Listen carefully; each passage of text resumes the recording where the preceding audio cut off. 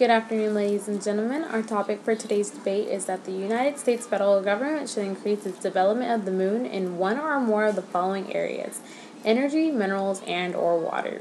I am the affirmation and have defined the following terms for this debate. Increase, meaning to become greater in amount, intensity, and degree. Development, using scientific knowledge to meet goals and using resources to benefit. Energy, lunar energy and energy emitted from the moon and human manpower. Minerals, solid inorganic substances of natural occurrence.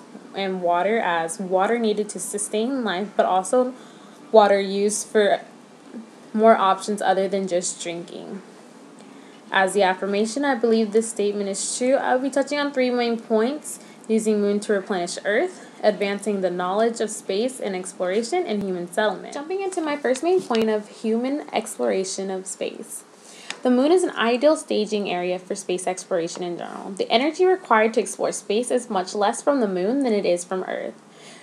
We are talking about using electric acceleration to propel objects without building rockets. Another major point of that is to satisfy the human desire to explore, the thirst for knowledge. We know so little about space, and people have a natural fixation with the unknown and stars and galaxies. There is so much that we do know just because of science and astrology, but there's just so much left unexplored to everyday humans such as you and I. There's been recent talk about, instead of developing the moon's resources, that we should somehow lasso a meteorite, pull it into Earth's orbit, and explore that and help in terms of getting to Mars, but that's very unsure. That has never been done. There's not very many proposal plans for it to be done, and it would cost a lot of resources on Earth's behalf, and NASA already doesn't have the funds to do this, so we'd have to incorporate our third parties to get this to become even an option. Whereas the moon, we have been to the moon before.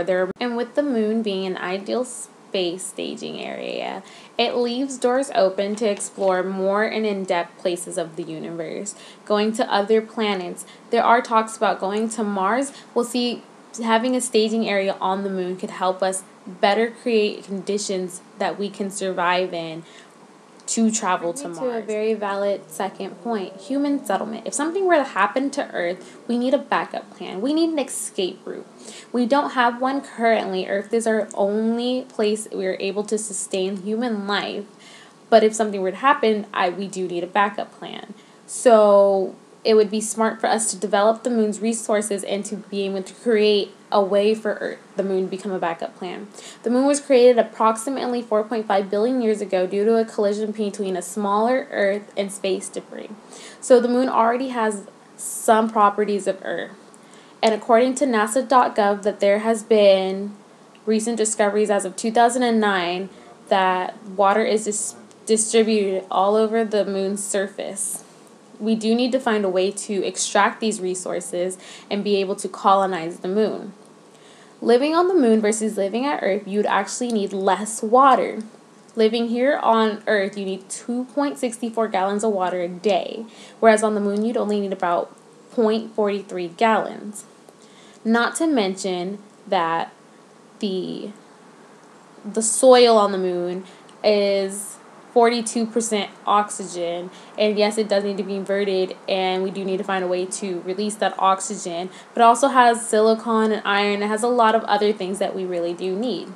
And as of right now, people can buy land on the moon, so it's already starting for people to own the proper land on the moon. And now we just need to find a way to colonize it and live there. That brings me to a valid third point: solving Earth's problems. What if we can't evacuate to the moon? We still do need to have some of Earth's problems resolved. We're quickly replenishing the resources that we have here on Earth, and we do need to find other places to get them.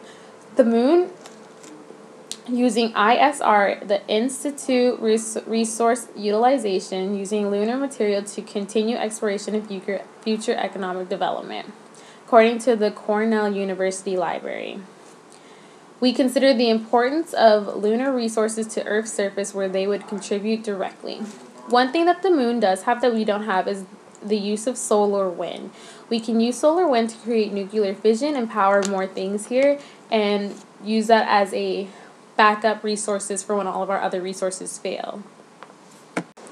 There's a type of helium found in abundance on the moon known as helium-3, which is found very limited and rare here.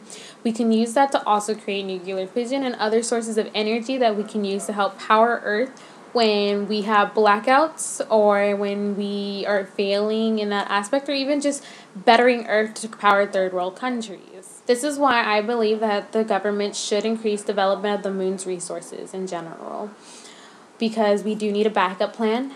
We do need a way to make Earth better, and we do need to explore and quench our thirst for knowledge of things that we don't know. I'd like to thank you for your time and effort.